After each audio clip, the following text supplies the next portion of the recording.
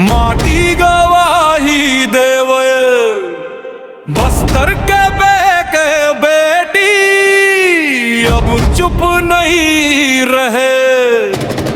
धरती के मान पर एक सुर मंगू जोहारे जोहारे बस्तर के हुंकार।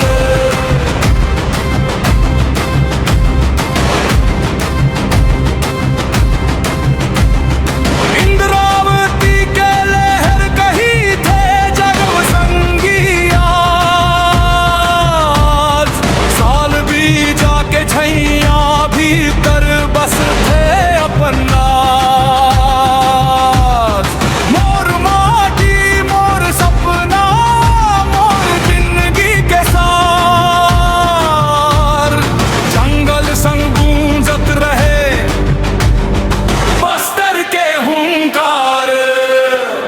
है ढोल के बाप मन बज हर गाँव, एकता के ज्योतिया जले दिन रात। अरे ओ संगी हाथ मन हाथ धर, माटी भर गाथा गा डरना दूर कर। जोहार तुझे चारों पार चल, जंगल माटी संग जियत बस्तर के हुंकार। बस्तर के हुंकार, बस्तर के हुंकार।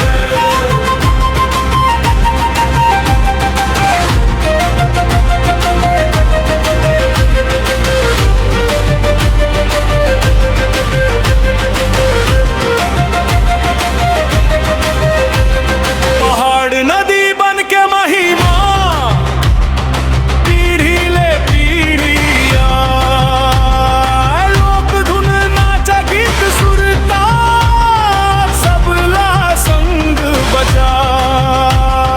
नया सम्मान संगवारी यही हमर आधार, माटी के खुशबू ले भर दे दुनिया के हर द्वार। नवा बिहान के आस जगावन, एकता के दीप जलावन, संग संग चलो भगावो, संस्कृति लागे बढ़ावो। जंगल गवाही देवे माटी गवाही देवे, बस्तर के सुर दुनिया भर मंद